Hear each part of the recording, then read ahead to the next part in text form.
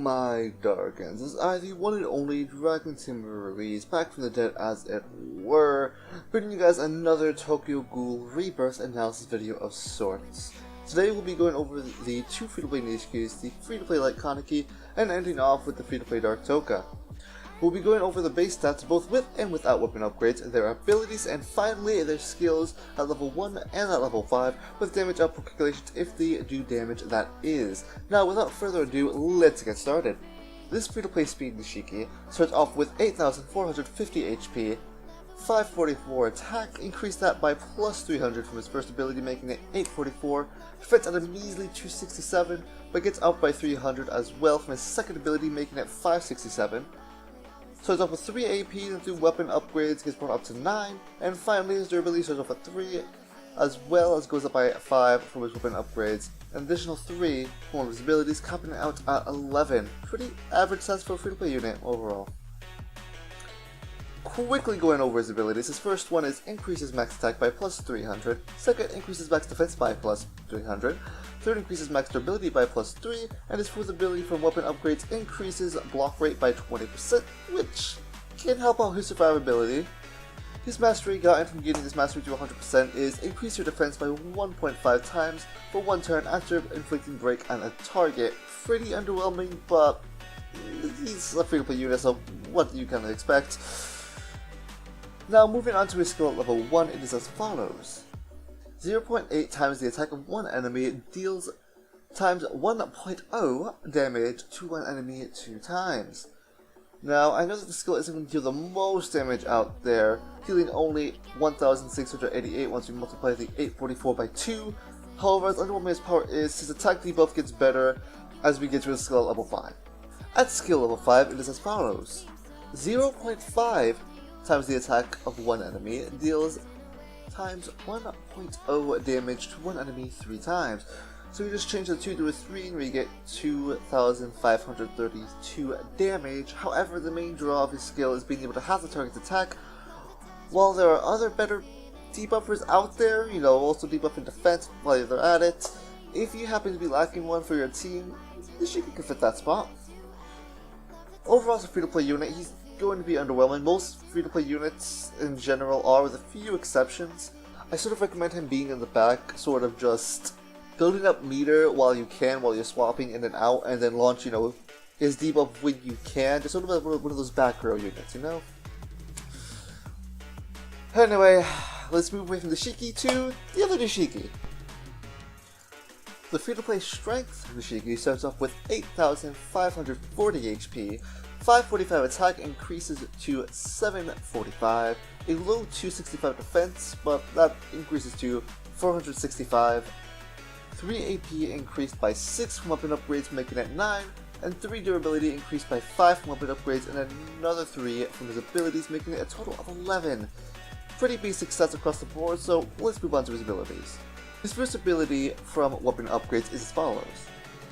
Increases max attack by plus 200, second increases max defense by plus 200, third increases max durability by plus 3, and fourth increases critical hit rate by 15%. His mastery skill gained from getting his mastery to 100% is increases damage to paralyzed characters by 1.6 times.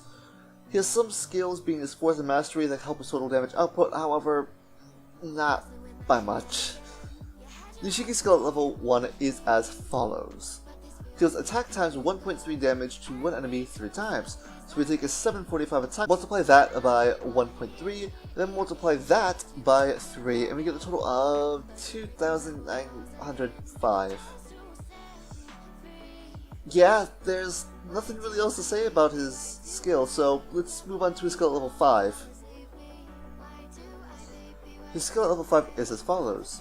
Deals attack times 1.4 damage to one enemy 4 times, and reduces durability by 1. Chance to inflict paralysis for 2 turns. Okay, so we changed the multiplier to 1.4, and we changed the 3 to a 4, and we get a total of 4,172. However, if for whatever reason they're paralyzed, that gets increased to 6,675 from his 1.6 multiplier.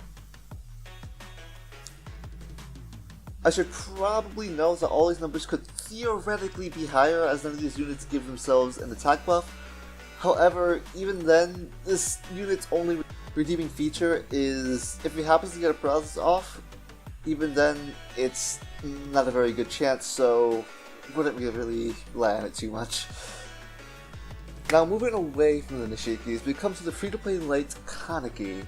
His start things off, he has 6,950 HP, 370 attack, doesn't really get much better, being increased by 200, making it 570. However, he's mainly used for support, so we won't really worry about that too much. His AP starts at 4, increases by 6 weapon upgrades, an additional 2 from his mastery, making it a whopping 12, helping you with that combo count.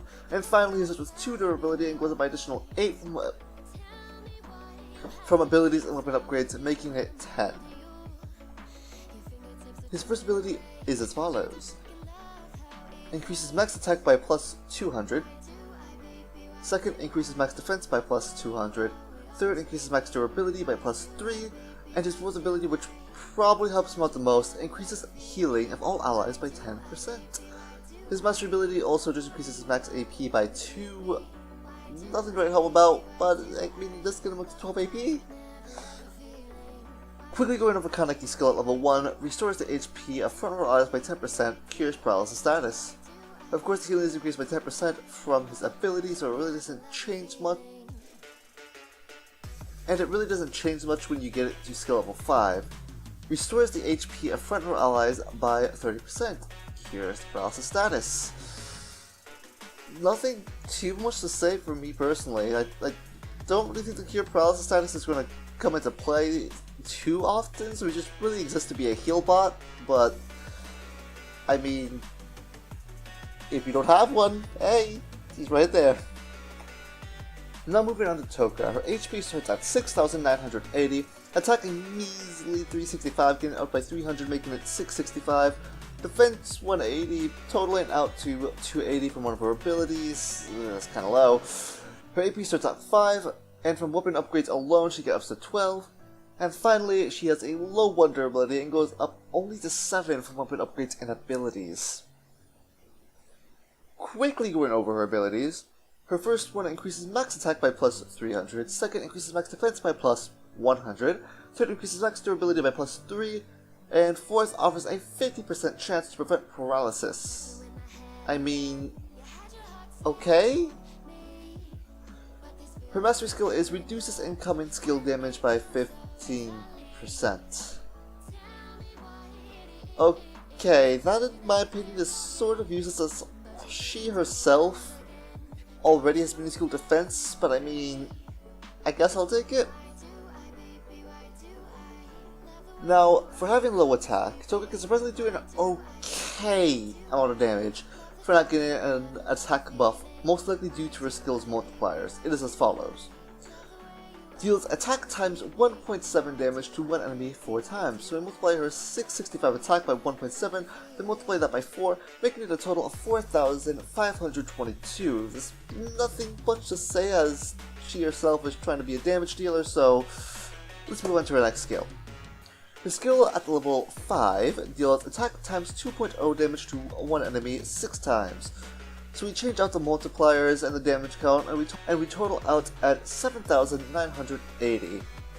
Now, I won't do this for every unit I review, but let's say we had Light Heist, he has skill level 2, and he's given this Toka a 1.75 attack buff. Then her skill will total out at 13,965. I just want to do that real quick to kind of show you how much of a difference having an attack buff, I can't speak today, can change some of these numbers. That and this unit doesn't have any games besides trying to deal damage. Even then, she's struggling compared to other units you can pull. Anyways, that will do it for today's analysis video. Feel free to correct any information I may have gotten wrong, and as always, do not forget to subscribe for future analysis videos to come, as well as other content I'm planning to make in the future. Also, feel free to hit the like button down below if you found today's video helpful in any way. Without further ado, I'm DragonTamerRuiz. This was a Tokyo Ghoul Reverse analysis video. Goodbye, my sweet little Dargons. Hello, welcome to the end of the video. While you're here, why not check the 2 videos here right in front of you, and if you haven't already, subscribe to my channel. Also, don't forget to follow my Twitter, link down in the description below, for all future updates. Goodbye!